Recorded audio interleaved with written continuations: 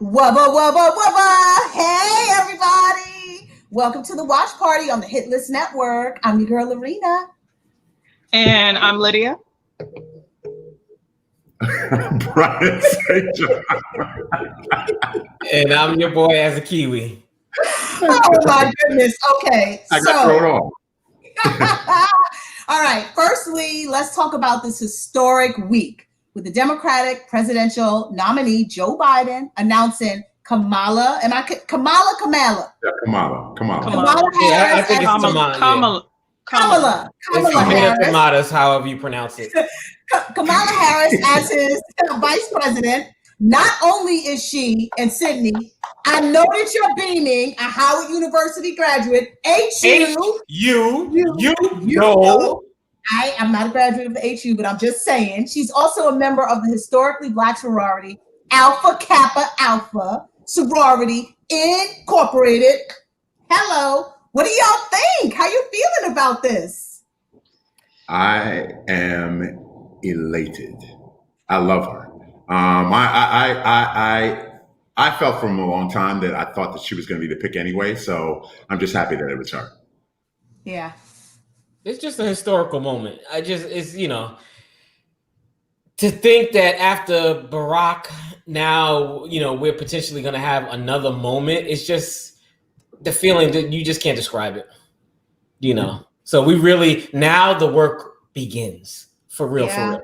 Yeah. What you think, Lynn? I agree. It's another historic moment. I just started thinking, oh my gosh, that she's closer to the presidency. Like I took it there. Like, what if we had, a Black woman president? Like I took it there already. And I'm like, oh my God, that would be amazing. But it's beautiful. It's a historic moment. It is. And I'm just cracking up because she's Jamaican, Jamaica, big up West Indian posse, massive posse. And she's, listen, we're going to be in there making sure we got the food right, oxtails, curry chicken. Shout out to Major Hyde. Exactly. He's been killing it. But, for me, I haven't really said much, but I'm excited and I hope that this is galvanizing enough for the Democratic base so that people actually do come out, that the Divine Nine, they get out, and make sure they get the get out to vote push. And so I'm just hoping that that everybody comes out and votes, whether you vote by mail, whether you vote in person. Like we need to get out and vote. This is a historic election and there's too much at stake for us not to get out and vote. Agreed. It's so funny that people have already fast forwarded 4 years and talking about her in the presidency. It's like, wait a minute. Let's get Biden in first and see what he's like. No, right? No, but this fast track is like, okay. Yes, you're right. But it's so exciting. Like we have about, potentially 8 years before she's eligible. I know. Well, I guess if, she's about 30 years younger than Biden. So they think it maybe if he kicks the bucket. I'm just saying what people was thinking. Don't put that out there. Janine Pirro was the only one that put that out there, and don't put that out there. I'm just saying she's a younger, she's a compliment to him, and he's a much older but we're not person. We're not gonna put those vibes out, but I'm just saying, okay. Yeah, and honestly, I think he is only running for one term. I think he's just setting her up. Oh, you got the inside track? He was talking about it yesterday. Do you know what the word "think" means? That's what I'm saying. Yeah, but it's based. In other words, it's my opinion. Okay. I'm like, so he's gonna win. I hope he's gonna win. Oh, okay. We're gonna make sure of that you got inside information. It's already spicy tonight. Listen, everybody. Spicy. It's so spicy. So let's go on and bring it. I got hot sauce in my bag. Let's start. Thursday Night Rumble. Okay. All right. So everybody buckle up tonight. We are reviewing DC Stargirl, episode 12, Stars and Strike, part 1, and episode 13, part 2, which is the season finale, and the show, which was the correct terminology, Brian, show finale. Series finale. Series finale of Greenleaf. Okay. I'm sad that we're at the end of season 1 for Stargirl, but like the show is like so good. All right, let's get into it. In the 12th episode of DC Stargirl, with the ISA on their trail, Courtney and the team regroup to figure out their next steps. Meanwhile, I want to say back at the ranch, okay, but Rick makes a breakthrough and the team prepares for a showdown with the ISA, right? Then in the season 1 finale, as the ISA comes closer to accomplishing their mission, Courtney and the JSA face off against Icicle and the villains of the ISA. Okay, let's start. Right. So firstly, over at the Whitmore Dugan home, Courtney and Barbara race to pack. Right, with the former with Barbara even allowing Courtney to bring the cosmic staff. Meanwhile, Mike quizzes his dad at the auto shop about who takes their kids out of school in November for a camping trip. Like, I love Mike. And Pat tries to like build up some serious truth telling. But when Mike is too fixated on like that drill, he keeps messing with the drill while Pat is talking to him and he gets upset because he feels like Pat's treating him like a little kid. Okay, firstly, Pat can't get anybody to listen to him. Anytime Pat tries to tell the truth, nobody listens to him. They don't. I'm like, what? What'd you say? Everyone's done with that. They're done with him. Nobody listens to him. Who's they? The entire family. The Stargirl. What's the wife? Mike. Take your pick. That's on the out. So next comes the fight scene with Pat and Crusher. What do you think about that fight scene and who ultimately saves the day? Sid, what you think about that? You mean Sportsmaster? Who? Yeah, his name is Crusher. Oh, Crusher. Okay. Yeah, Crusher. Yeah, Crusher. Gotcha. No, I thought it felt a little bit menacing, like Pat could actually potentially die because he is no joke. He will. Yeah. I mean, he's killed people. They've killed people, and so it felt like, okay, Pat, you're nowhere near, up to the fighting skill level. So how are you going to get out of this? I didn't see how it was going to turn. So it was exciting. It was like, okay, and then the way they kept splitting between the characters, I'm like, what's going on in the house? What's going on with Pat? I just was on the edge of my seat. What did y'all think? What did you think about with Pat and Crusher, who ultimately saves the day? Because it's not Pat. It's Mike. Why y'all hate on Pat? It's not Pat. Pat's getting his butt beat down. He's not. Like he's Sydney not a said, like Sydney said, he's not a fighter. I mean, he was putting up a good fight. I'm not going to front. He was holding his own, and he tried, but he's not a fighter. Like he had to get to the machine. That's the only way he could have won. Because. Go ahead, Liz. What were you going to say? No, I'm sorry, Brian. No, for a minute, I felt really bad for him. Like I was like, I thought he was going to die because he was getting beat so badly, and I was just like, oh shoot, are they gonna kill him off? But I mean, but I was like, oh, are they gonna like hurt him to the point where he in a coma the next season or something? I mean, it was menacing, and it was like, oh dang, he got his butt beat. But then we learned. It was a good fight. Pat was trying. He was really trying. And Crusher was like, okay. Okay, I'm just toying with you at this point. And as Crusher is about to I thought he was about to kill Pat dead. Who comes to save his father? Mikey. Here comes Mikey. Yo, I was so excited about Mike saving the day with that damn drill. Well, the funny thing for me is as the fight scene kept going on between the two of them, I kept saying to myself, where is this damn little boy? Because he stormed off and was just like, he walked out. Well, left to go where? Did he go to dinner? Outside. You couldn't hear all the noise going on inside the shop? It was noisy. It was noisy. They were banging things. That's why hustling all over the place. That's why he came back. And he saved for a long time. As much as they did not make that kid be in the know with everything that was happening, he still held his own with no superpowers and saved his father. In that moment, I was screaming.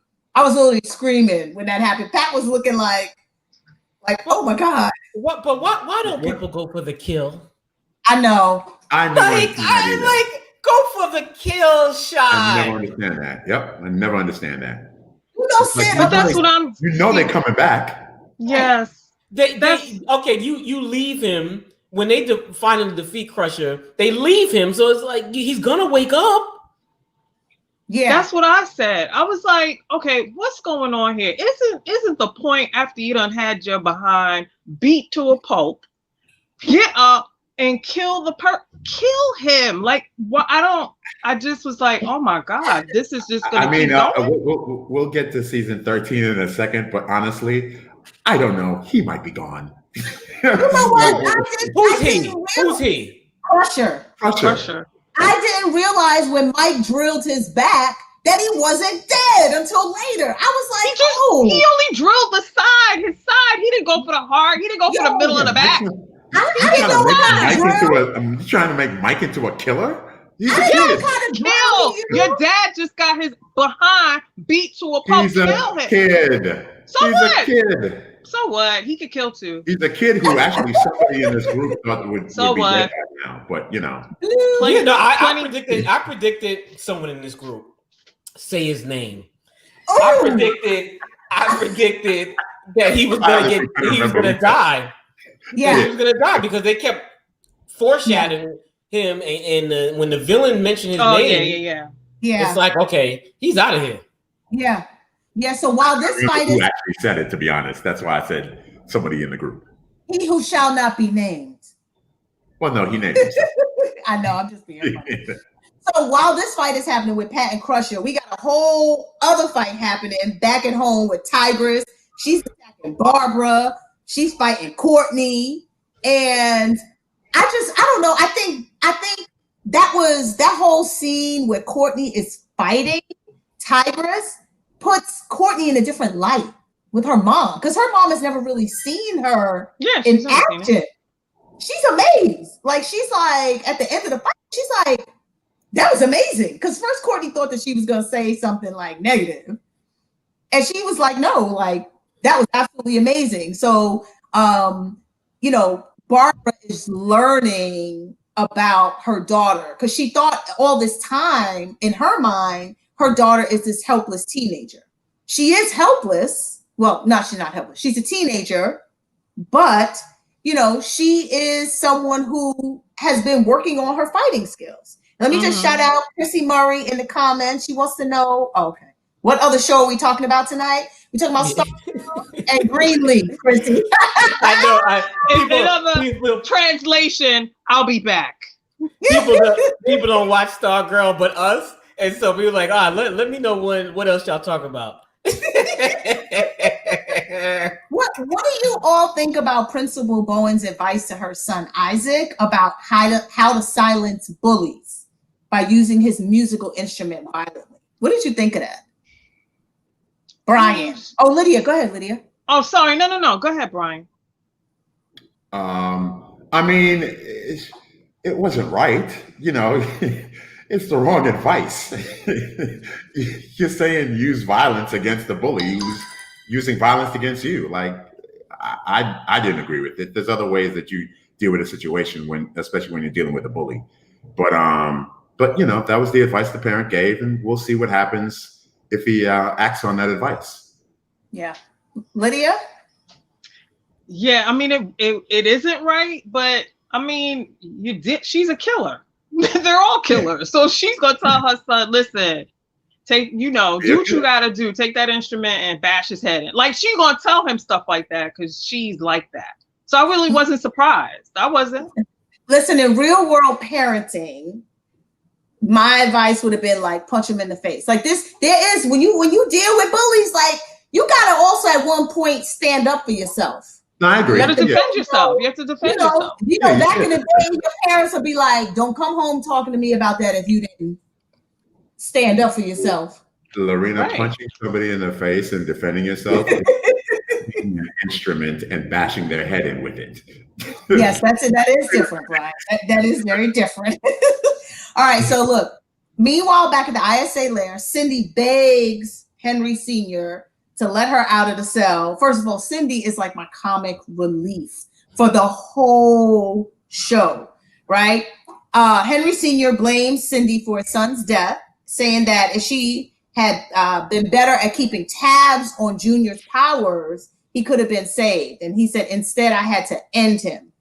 And so he also tells Cindy that like her father sees her as nothing but a failed experiment. So no, he won't be letting her out. So I don't know. I think for like, Cindy's been sitting in that cell for like months now. Like I'm thinking like, well, when did she go to the bathroom? Like, have they been feeding her? Did she change her pad? Like,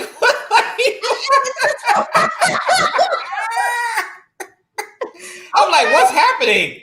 Like the stench coming out of that cell. They don't care. Yeah, I'm like, I don't know. But it shows that he doesn't care about his daughter. He just got his daughter in that cell, just like ongoing forever. All right, let's talk about the machine that Brainwave is powering. For me, it gave me all kinds of Marvel, Professor, Cerebral vibes. How about y'all? Yes. Brian, what? I didn't like that. Me neither. Professor X. Yeah. Well, I don't need X. If I wanted Marvel, I'd watch X-Men. Sorry. Noise in the background. It's okay. Yeah. But I didn't like that part at all. Yeah, I we were going along and then that happened and I was like, look at this cheese right here. I mean, it was Xavier and Cerebral. Really? So that's what we doing? And at that point, I just was like, oh, well, okay, I guess I'll see how they play this out. It was like, oh, we've been here before. Why are we watching this? Hey Sid, how was it was it like this in the comics? Oh no. Type? Okay. No, I don't remember. I didn't read the Stargirl comics, so I don't know. Oh, okay. I've heard that they've been closely following it, but I don't know, if the Cerebro type thing was in there. Okay. But I liked it. I liked it, although it reminded me of Professor X in the wheelchair, the same long like tunnel thing out in the middle with the circle, hearing people's thoughts. I was like, okay, yeah, this is the big machine they're talking about. It's Cerebro. My thing is, who built this? It's a massive undertaking. Having tunnels is one thing, because that could have been, in Prohibition or whatever era, but like the technology and the corridors and it goes from the entire town. I'm like, how could you bring construction in without anyone knowing? Yeah. I have questions and my questions dig up an entire city underneath it. Underground. Doesn't make any sense. How could you dig that big hole without it collapsing? But that's what I'm saying. Under the football field. And your only access is through one house? Right. That's what I'm saying. So it's just, I'm like, unless they had them tunnels leading other ways where nobody could see them, you bringing all this stuff to build that massive thing, that massive Cerebro. I'm like, beat it. Get out of here with that. I'm going to say in the comments, Beverly Mitchell, she said Cindy's a machine. And just shout out to Beverly Mitchell. That's my mama. Hey. Oh, hey, mom. Yes, hey, mom. Okay, Miss Beverly. Yeah, she's watching the show. She loves the show. So what do y'all think of Barbara's question to Pat? Why did Pat never tell her about his past before they got married? What do you think about that question? Wait, what said what? Wait, remind me. So Barbara asked Pat, why didn't he tell her about his past before they got married? And so for me, I want to know, like, do you think it was a fair question? If he told her the truth, do you think she would have believed him?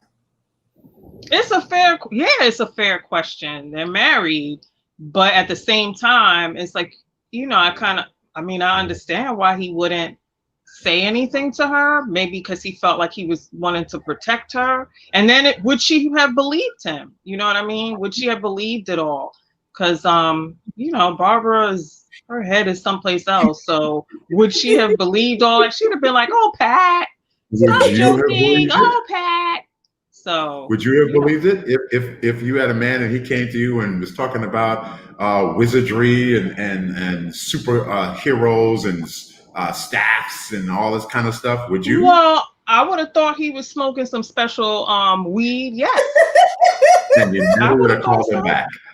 You would have deleted his phone out. No, not necessarily. I would have maybe, I would have been like, he has an active imagination, but I love him. You know what? But you know what? For me, I think in Pat's defense, like, he thought all of that was behind him. He thought everybody who was involved had died. They didn't know what any of these villains were. And he came to, Blue Valley looking for them, didn't find them, and ran into Barbara. So, like, honestly, like, why would I tell somebody about this past that's in the past? And also, it's so incredulous that, like, who would believe anything like that? Right. You know what I'm saying? I don't know. I think I don't know. Barbara was getting on my nerves a little bit, with her questions and how she was treating Pat. Yeah. Because I was like, now, if he would have told you the truth, what would you have done with that? Yeah.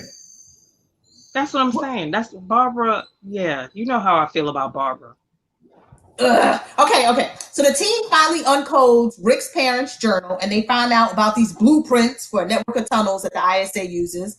Then they finally, this whole thing just blew me away. They finally find the ISA's manifesto, which is the new constitution that includes things such as combating global warming, forcing people to embrace solar and wind power, ending discrimination, and supporting universal health care. How did y'all feel hearing that this was the goal for the villains? Yeah.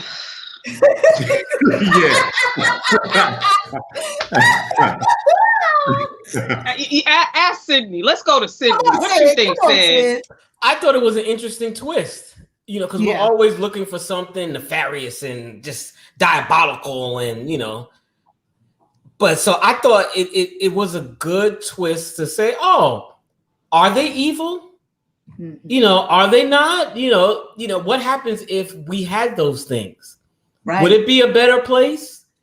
And so it just made me think, and I'm like, okay, I like that twist on, the world domination type thing where it's not a negative reason. Well, here's another twist. So the machine only affects fully developed, meaning adult minds, right? So that some 25 million people were they stood to die from the process that they resisted too hard.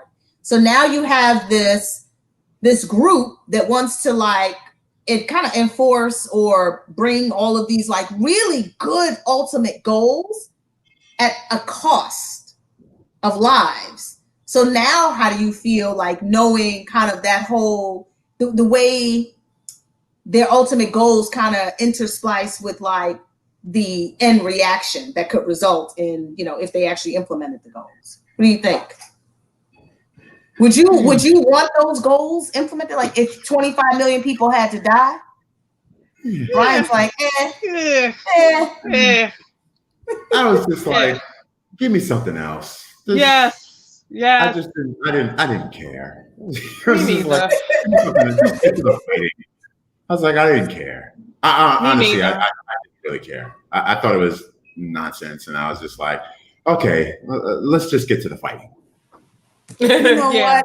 I agree with Cindy. I thought it was like a really good twist because it was almost like we're here, we're gonna stop these villains. They want to do this bad stuff. They want to control minds, and then you find out they want to control minds so people could do good things.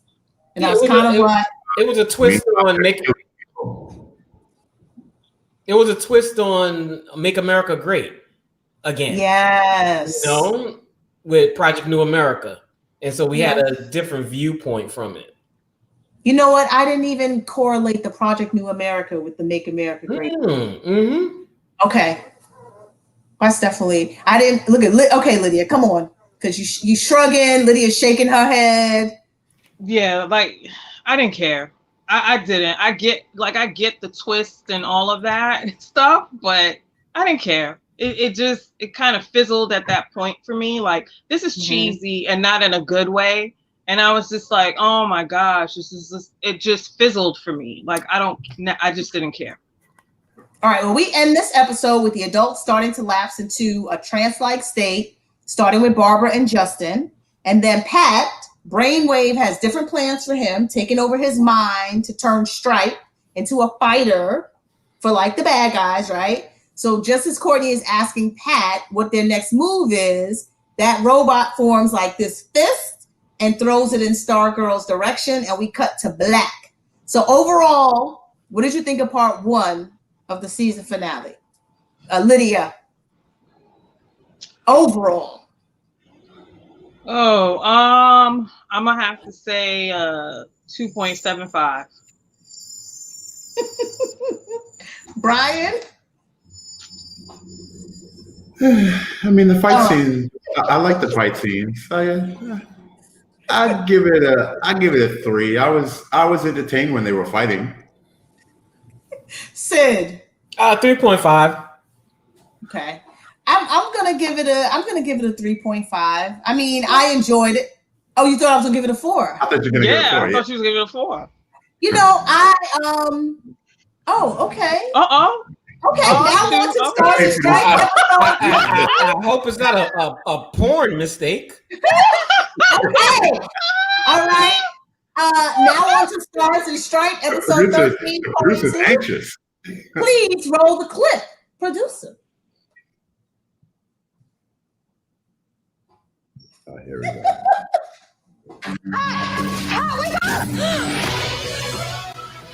I will kill your daughter and your husband. Let's go.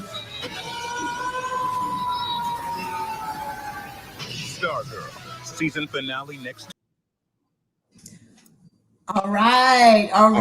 We get into episode 13, part 2. Okay, the season finale reveals that the amplifier was built underneath the school's football field and is now up and running, essentially freezing all the adults in town who are staring up at the skies. Their brains are taken over by brainwave.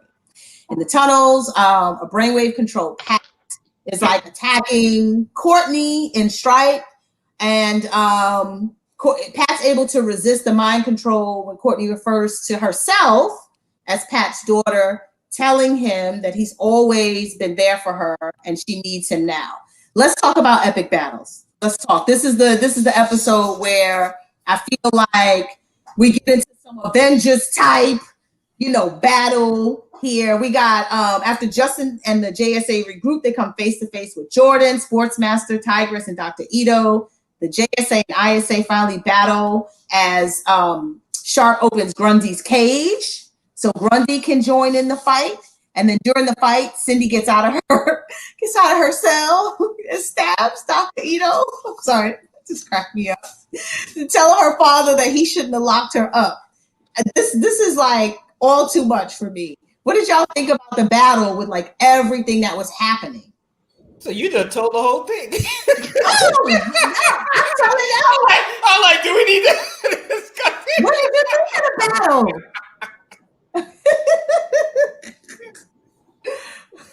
What'd you think, Sid? It was epic. It was Avengers. It was the battle that they had in the promo that we seen in the beginning. And so we were waiting all this time for it. And the choreography of the battle was excellent.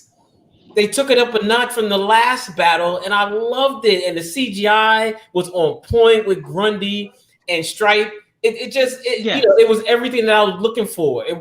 It wasn't cheesy, the battle for me. Yeah, I absolutely agree. It wasn't cheesy at all. I actually really enjoyed the battle. I thought it was great. Is anybody who's coming back next season? It's like everyone's dead. A lot of people. Yeah, we're gonna get to who's coming. No, I thought it was great. I agree with you, Sydney. I thought Grundy looked great. I expected him to be cheesy and a little more CGI, but he actually looked like a physical character, and it didn't look cheesy at all. So kudos to them. They did a great job. Yeah, I absolutely loved like the battle. Like it just gave me like goosebumps. It reminded me of Captain America: Civil War. That whole scene when they were and they all started running towards each other. I was like screaming because this is not what you normally get on the CW.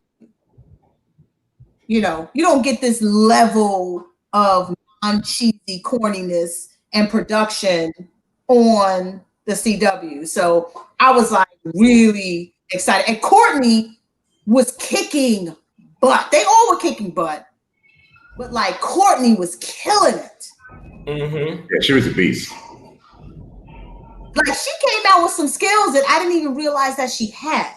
Like she noticed, because you remember when they were all fighting, she looked and as her friends, her team was getting beat, she went to every single person who was getting beat and like took care of it and handled the situation. So I was like, and then obviously we get the Cindy and Courtney battle. They get to battle.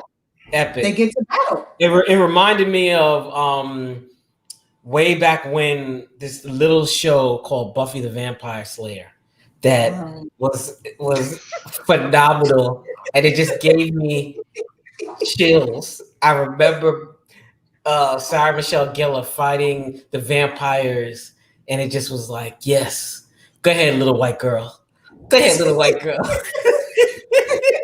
Brian, why did you tilt your head back when Sydney said that? We're laughing because Brian Buffy the Vampire again after 20 years of Buffy the Vampire. He brings that lady up every time. That's his Angelina Jolie. Hey, folks! I'm mentally blackening my screen, and then I'm putting it back on. Okay. How did you feel when Yolanda recognized that Brainwave was Henry and she kills him? Well, that scene, was so funny because the same time that she realized, like that's when it clicked for me too at that moment. Yeah, me too. And so it was like, oh wow, you know what I'm saying? But what I do like is how the kids are slowly but surely coming into their, superhero-ness. Like I like that. So here we are, and now they're more confident, and they're trusting their instincts and stuff like that. So I like that. So in this light, like Wildcat, Yolanda, she's different. She's totally different.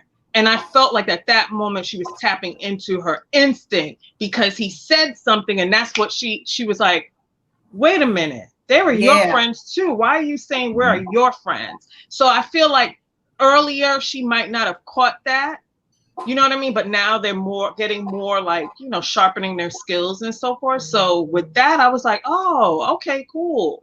So that I really liked. I like that scene. Go ahead, Sid.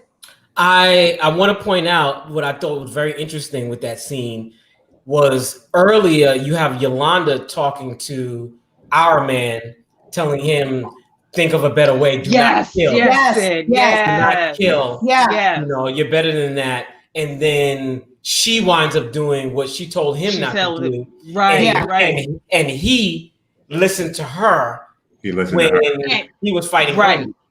And didn't kill Grundy. So piggybacking on that, how do you think Yolanda felt killing Brainwave, especially with her religious background, as you said, after telling Rick that he shouldn't kill Solomon Grundy? It messed her up. We see it towards the end in her facial expression. She has to deal with this next season. Yeah. Yep.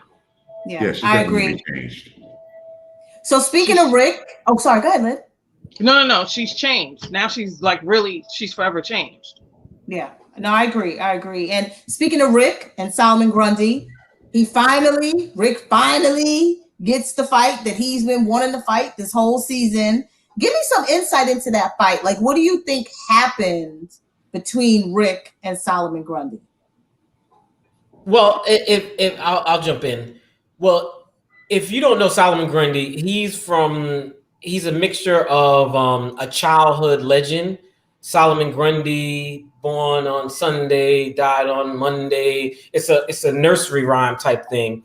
And okay. He's a monster that you can't kill him. So even if he's already dead. What we're seeing is a animated corpse. Gotcha. That's what makes him strong. And then every time he comes back, maybe a little bit more intelligent, a little bit less intelligent. It depends on his resurrection.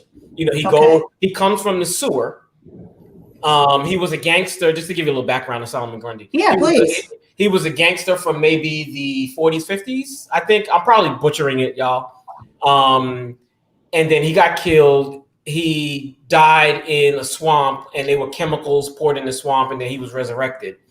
And so that's why he's like a mindless beast. And so he wasn't malicious in his rant and his killing. So that's what Rick saw, that he's just an animal. Yeah. And so when he saw the eyes that, I'm not doing this out of malicious, it's just instinct. That's what made him. Gotcha. That's what made him pull back and say, "Okay, I'm not going to kill you," and just go away. Gotcha. Yeah. No, that's a good analogy. Thank you for sharing that. Yeah, because Rick was saying to him as he was hitting him, "Fight me." And it seemed as if Solomon Grundy didn't really understand. And actually, I pitied Solomon Grundy in that moment. I mean, obviously he killed Rick's parents, but he didn't know what he was doing. They just unleashed him. Yeah. He ultimately just wants to rest in peace and die, but he can't because he keeps getting resurrected. And he's always being manipulated by the smarter intellectual person as a dog, basically. Wow. Okay. I'm glad you shared that. Yeah, that makes sense. Let's talk about Beth and Chuck. After Jordan freezes and breaks Beth's goggles, I really felt for Beth when this happened. It was like she lost her very best friend. Yeah, she did. That was her best friend. She did. Yeah. It was time for her to grow the hell up.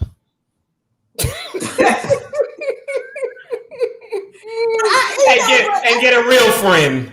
But it's like she has friends now, and Chuck is her other friend. Yeah, right, but Dr. Midnight. Not like that. Not Chuck. But I kept holding out hope, like they're gonna fix those glasses before this episode ends. Somebody's gonna fix the glasses. No, why would you think that? No, next season they're gonna make the glasses even better. That's the whole thing. Yeah, I'm glad that they didn't do. I'm glad they didn't do that because it was already just the whole feeling of, tying it all up and really nicely and neatly. And if they did that, I would have turned it off. I'm sorry, click. I'm done. I'm holding out hope for next season that she gets some glasses and Chuck, Dr. Midnight, he comes back. He's got those two are that's her superpower there. Right. I think they will. I'm hopeful. She may need a new friend. Brian, will you be best friend? She has friends. No, she don't have a friend. She's sleeping with. She was sleeping with Chuck. What? How she gonna sleep with Chuck? How she gonna sleep with him? He glasses. She's 15. Okay. When did you? Never mind. Moving right along. Different show. Okay. Way different. Yeah, give him the eye, the one eye, Sid, the one eye.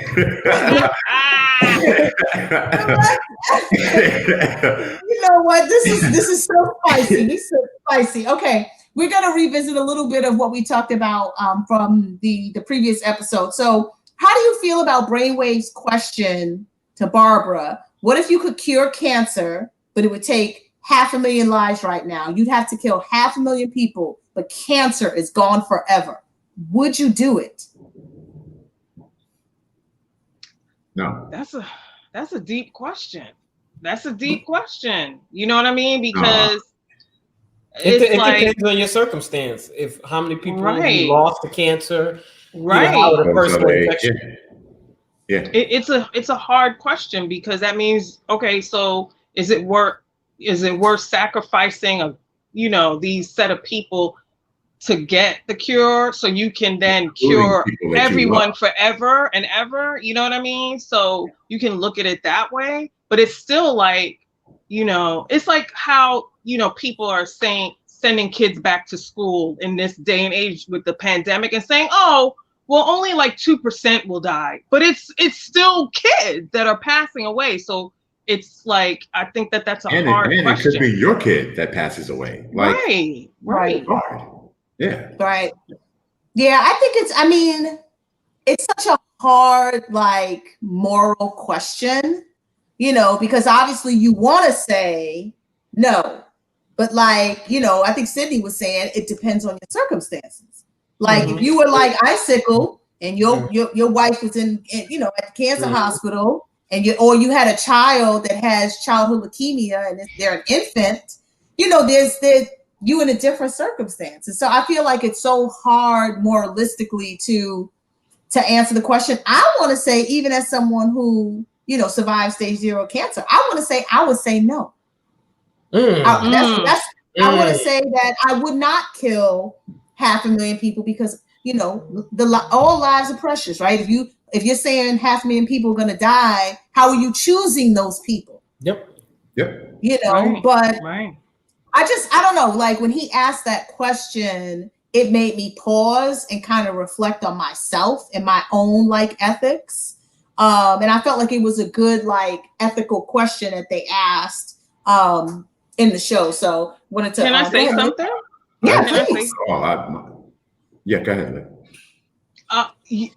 And I've said this before, I love when shows or movies take villains and give them those moments of where you feel for them. Here it is again, another sign of they think, good intentions, but taking, a road where it's like to get to what they think is a good intention.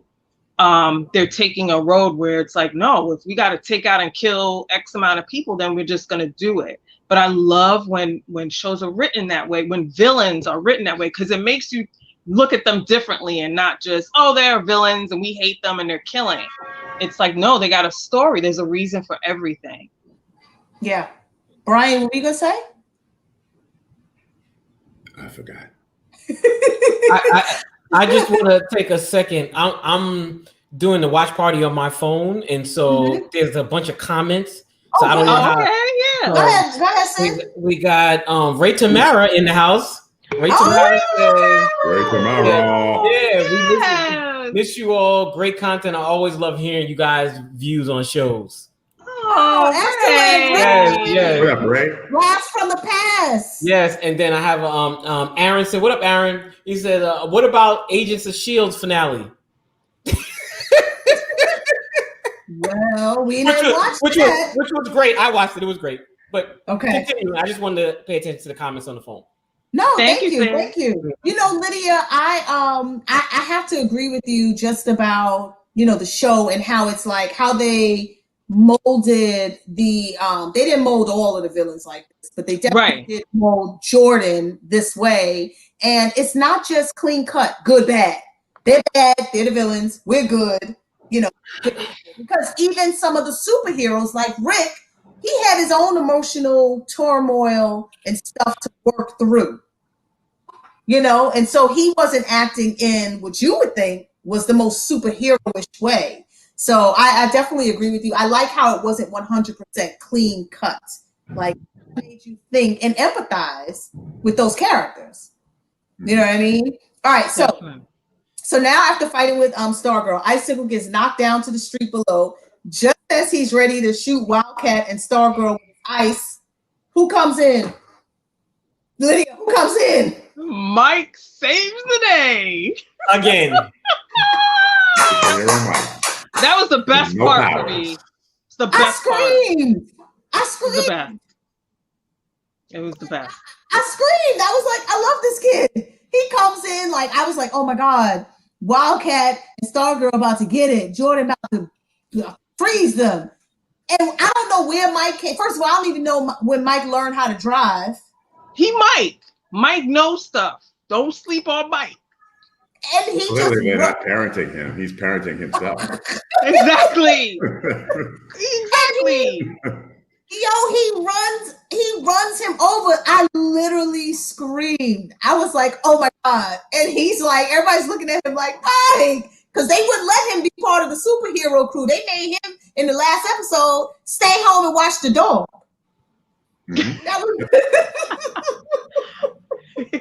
That was his important task, to watch the dog. So coming full circle, he takes out the most powerful villain in that circle. Right. At that moment. So I loved it. All right, coming out of finale, I do feel like Yolanda, as we discussed, is in a dark place. She's having trouble, processing that she took a life. But on the flip side, Rick has a major release, and he's found peace. And didn't you all get like all of the warm, comfy feels when Courtney was finally able to give her dad his Christmas gift? Yeah, that was great. That was a touching scene. I loved it. Yeah, that was great. Because I was like, what is she about to give him? I said, oh, it's the gift that she made for her father all those years ago when he stood her up. Mm-hmm. That I actually almost got a little teary-eyed. Mm-hmm. I felt that. Okay. Okay, finally, Sylvester Pemberton is back. I don't know how they're gonna pull that off, because when everyone died in the first episode, okay, we don't know what happened to the bodies. Did the police come? Did the ambulance come to take them away? Yeah. Did they bury him? Like, yeah, I don't know. And for me, like, what does that mean for Stargirl and the Cosmic Staff? We'll see. Yeah, I was shocked by that. So, okay, overall, what did you all think? Wait, about... No. We're gonna get to that. You want me to get to the teasers now? Okay, so on to the teasers for season 2. No, not the Okay, go. Go. Okay, because I think Sid was like, no. I thought you were ending the show on give us ratings. No, not okay. yet. I'm sorry. I jumped the gun. I'm sorry. No, that's okay. So, I'll skip that part. On to the teasers for season 2.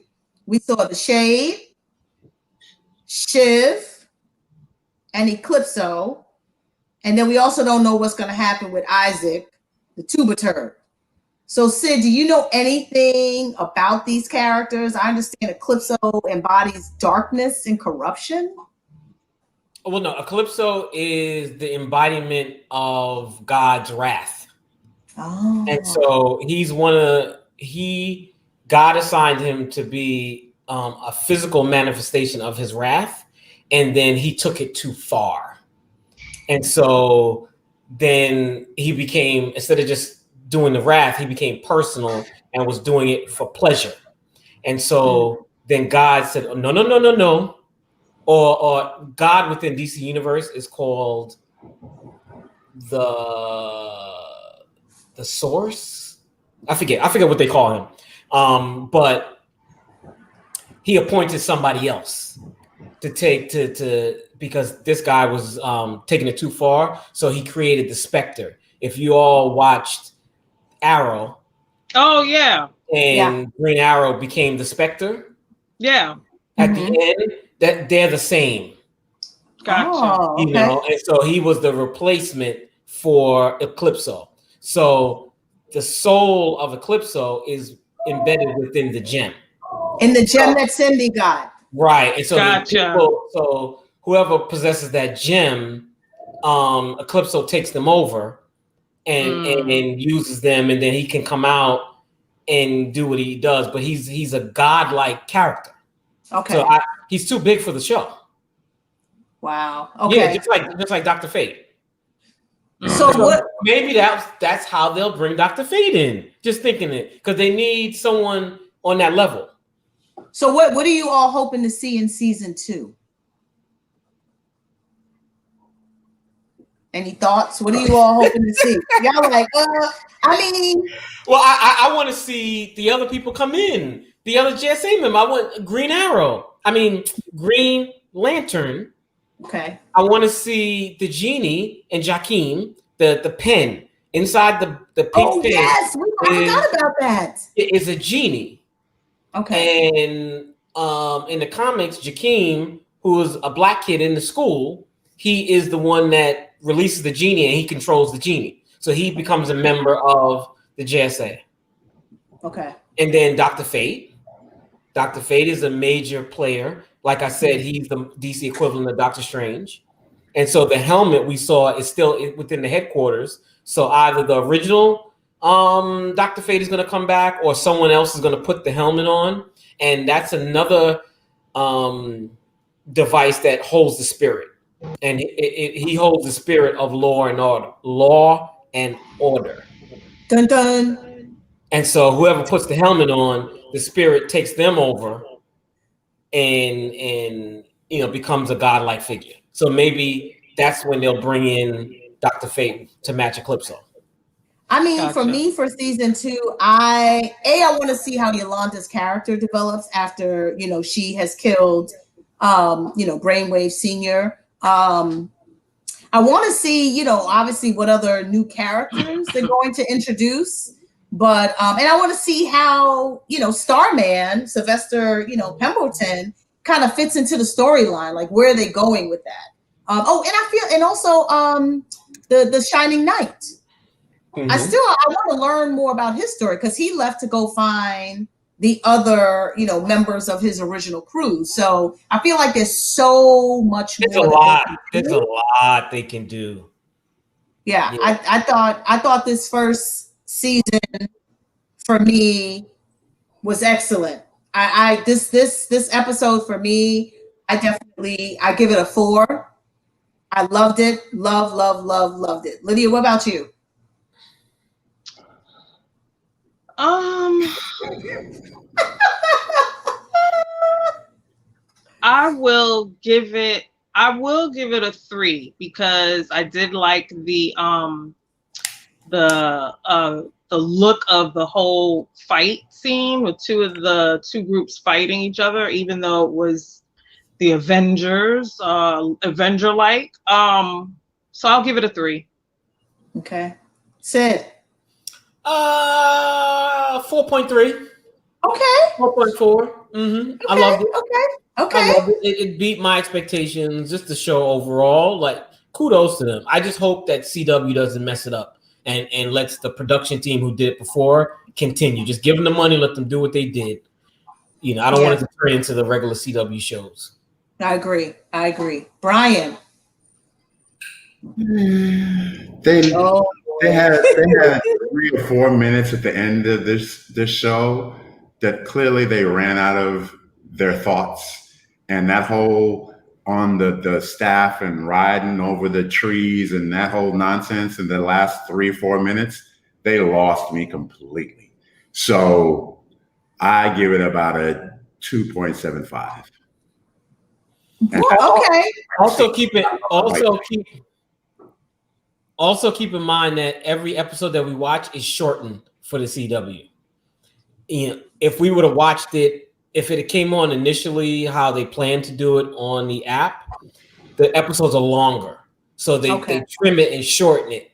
That's what they said during some of the cast interviews. So they always say like, oh damn, I wish it wasn't stuff driving the plot, but it just gives you more depth and more backstory on each episode. So they cut out a lot. Well, all right. That scene. You know what? Yeah. I agree. Just the scene on top of the water tower, or the whole ending. That whole on top of the water tower, and that whole flying over the trees, flying, and they're standing on the water tower with the flag. It was corny. It was corny. I liked it. I don't know. I liked it. I should have scrapped that.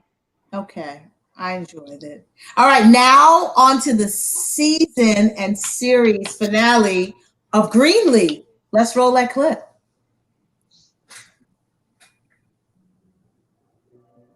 There's so much to say about what is yet to be. I want us to dream today about the new. We're asking God to help us love our past enough to let it go. Make me new. Make me new. Yes.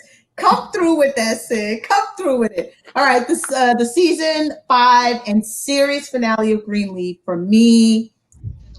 One word, amazing. It not only tied up a bunch of loose ends, right?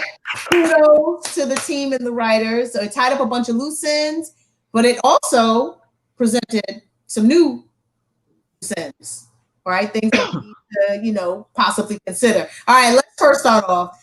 Bishop is dead. He is now dead, right? In the finale from season 5, episode 8, they open up with of Bishop having died, and he's laying in his bed with Lady Mae by his side as she bids her final goodbye, and then she walks down to the rest of the family, and they know what is coming. So let's talk about Bishop's death and how it's affected the family. One thing I kept thinking is, how big is that house? Because she was screaming and nobody came. That house is huge. Excuse me. Huge. I was like, nobody could hear her. Well, it was two things for me. It was, first of all, nobody's coming into the room and the woman's screaming all over the place. And I was like, how long did it take 911 to get the ambulance to get to this house? Are they living on top of a mountain? Like the ambulance. No, they do live on an estate. Yeah, it's an estate. Yeah. It's huge. You remember it ain't at the corner. Right. You remember the road to the house when they get in the gate is long. Like you drive for a couple minutes or whatever. I know, but by the time we get back into the scene, the whole family is laid on the bed around Bishop. And the ambulance could have had dinner with Bishop. They could have propped Bishop up like, what was that movie? Weekend with Bernie? Weekend at Bernie's or something like that, and had dinner with Bishop. I did like that. No, I agree with you though. I did like that scene. It was touching. The ambulance is in the same place as the cops from The Chi. That's what you said.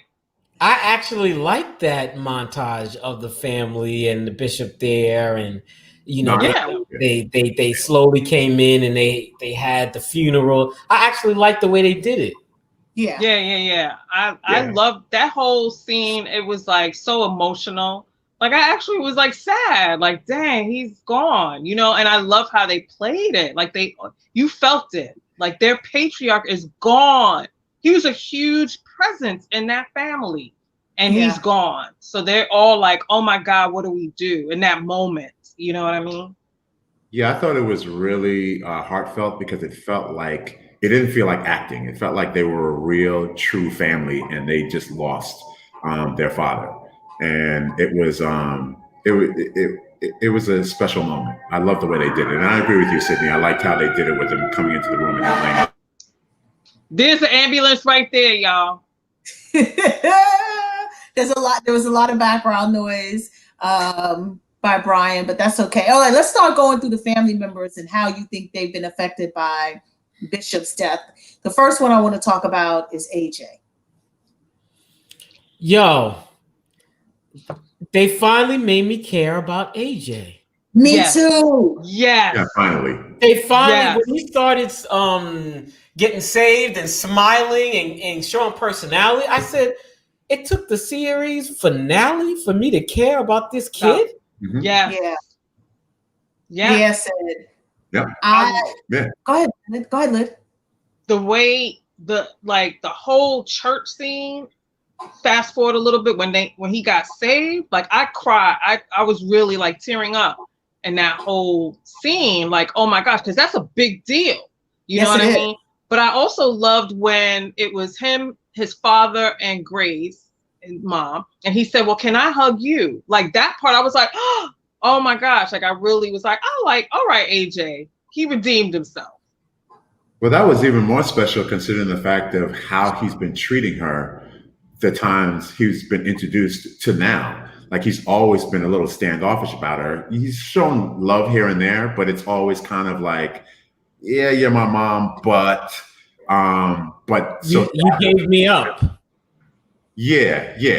And here it was finally guard down, walls down, come here, I love you, you're my mother. And that was a big moment for him and for her.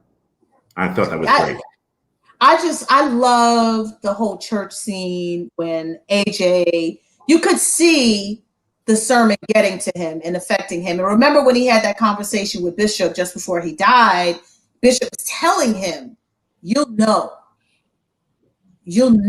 when it's time, right? To kind of, give yourself over to the Lord. And he felt it in that moment. And I don't know, just Lydia, I also felt really emotional watching that, especially he didn't tell anybody. He just came up out the aisle. His mother's like, oh, yes, because it is.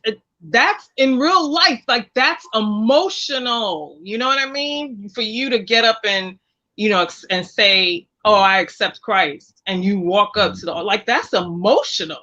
That whole scene was perfect. It was perfectly, it looked genuine with all of them. You know what I mean? Even Charity, I was like, oh, shoot.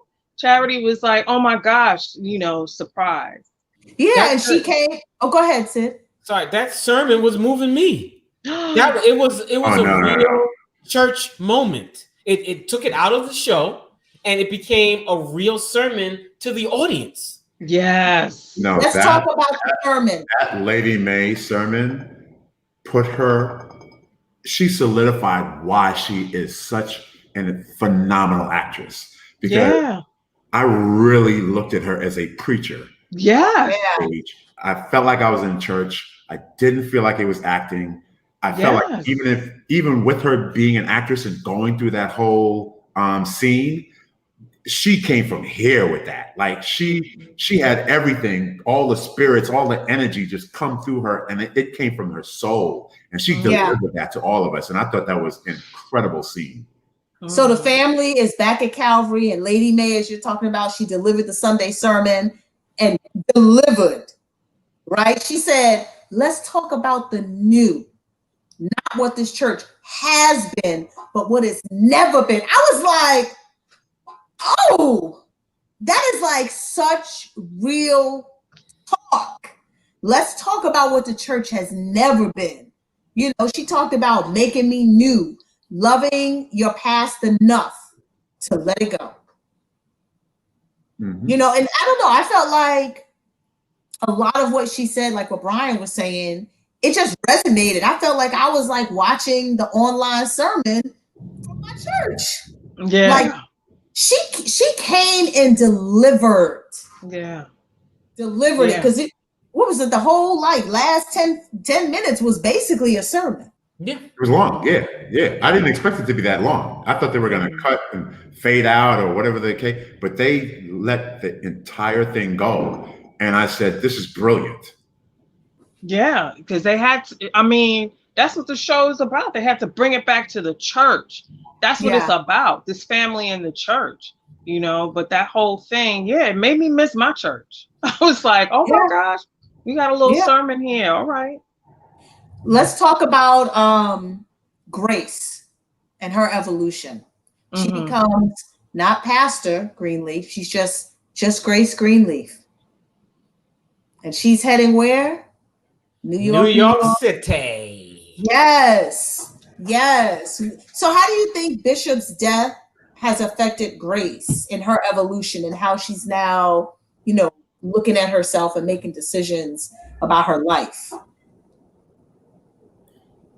I think there was always a point in time. She was independent before. I think she came back and I think she realized she served her purpose with her family. And I know that she was holding on to that because she left before and the family kind of chastised her for doing that because they felt like she abandoned the family. But now it's about time. Like, yo, I came back. I think I've served my purpose. I helped my family. I've been there for my family, but it's time to go back to me. I need my life. I need to do things for me. And I think that it took her some time to kind of get to there. But and it was technically really it was her brother that finally got her into that place to really think about that. But yeah, it's time. It was time for her to get back to being her and not just being a pastor. Be who you are. Yeah. And Sophia says to her mom, I think your work here is done after listening to Lady May preach. Like, that's it. Like, you're not needed here anymore. Lady May. So after Bishop dies, she slips that ring on her finger that, she had refused to wear, when he was alive. And, I think she's obviously, as his partner, was extremely affected by his death, but I also think she's coming into her own. Oh, she came into her own. Remember, early on, she wanted to preach, and Bishop would always kind of like, maybe next month. You know what I mean? Because he had his eye on Grace to come in and take over and preach every Sunday. Grace didn't want to do that.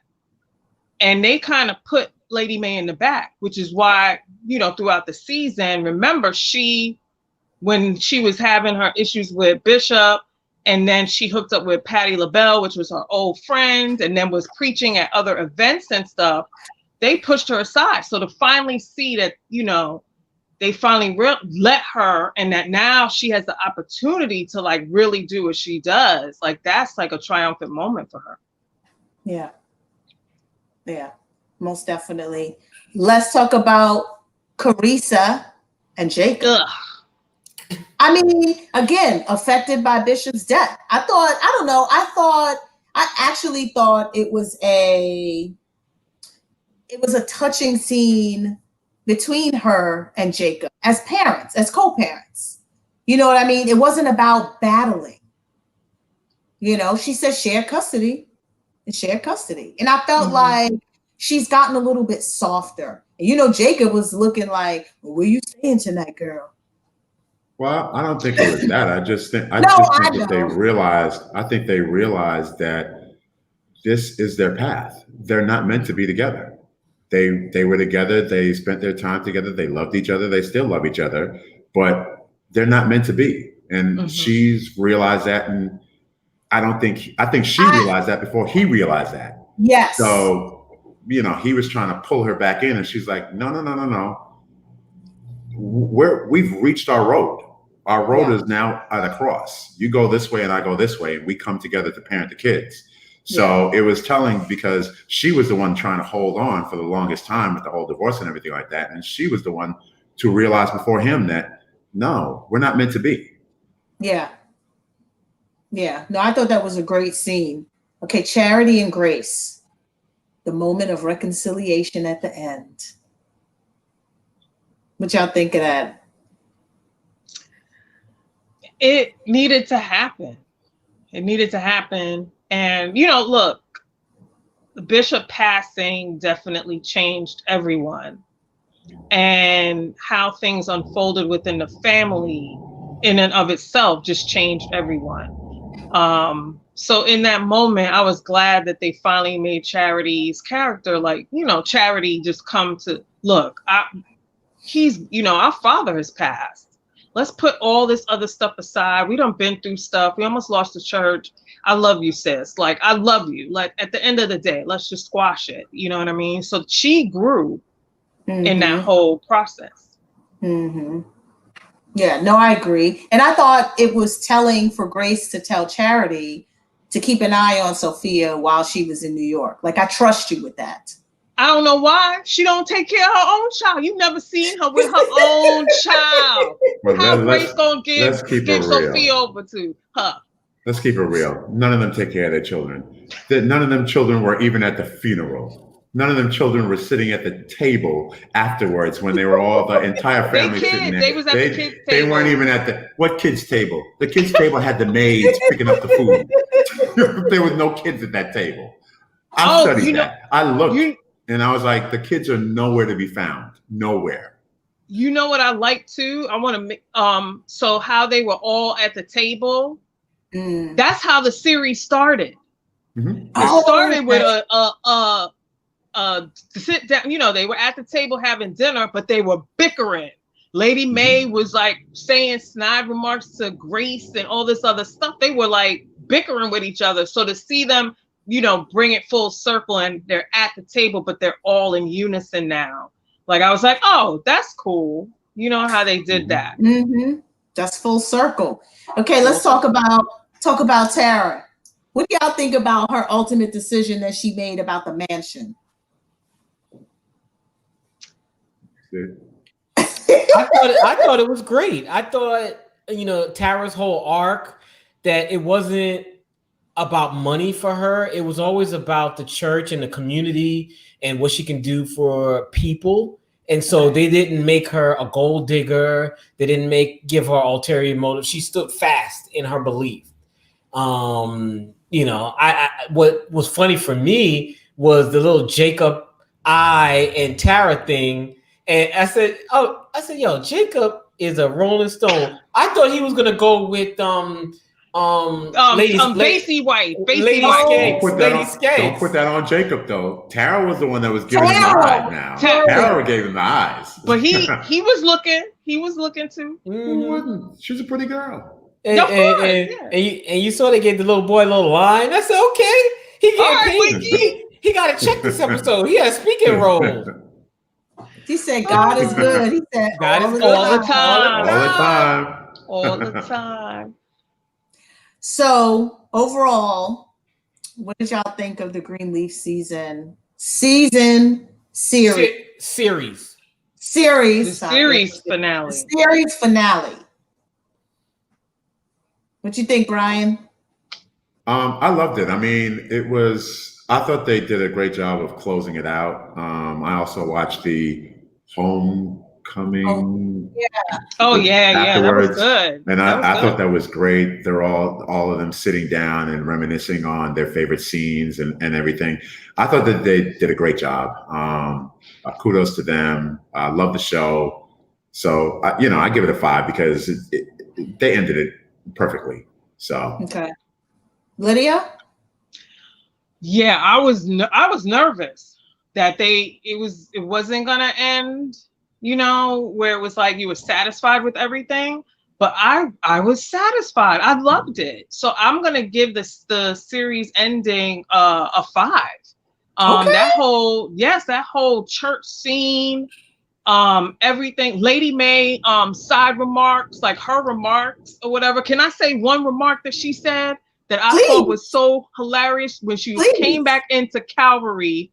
She came back into Calvary and she was walking with her former assistant, I think. And the former assistant said James's name. And she said, oh, Lord, please don't say his name right now. She said, my heart is a truckload of nitroglycerin and James is a bump in the road. I said, you better lady, what? If that wasn't a perfect description. So yes, I have to give it a 5. Okay. Sid.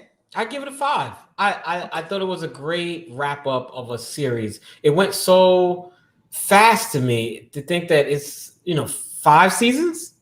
It just when they were showing some of the recaps of some of the hairdos and how young they looked, I couldn't believe it. The time went that fast. But I thought it was a great wrap up. I loved it. I'll give it a 5. They left some threads dangling for potential spinoff, so I'm gonna throw this out here. What would you like to see in a spinoff, or who would you like to see in a spinoff? Ryan. Nobody. Let it go. Move on to the next. I'm good. Lydia. That's a really good. That's a really good question. I'm so done with Ryan. I don't know. I would like to see what Grace's story turns out to be, if there was a spinoff. As Brian yawns, oh my goodness. What about you, Sid? Would you like to see anybody or anything in the spinoff? Because they did leave some things dangling. For me, the spinoff is P Valley. It's the church and the lady. That's the spinoff. Take me to that church. You know what? Oh my goodness. Okay. On that note, everybody, thank you for joining us tonight. Blasphemous. Make sure to subscribe wherever you're listening so that you can be the first to hear about updates and new episodes. You can find older episodes on our podcast, The Watch Party, wherever you listen to your podcast. You can also find us on our YouTube channel at Hitlist or on Facebook at Hitlist Network. We'll see you next time. Deuces. Sunday night. Join us.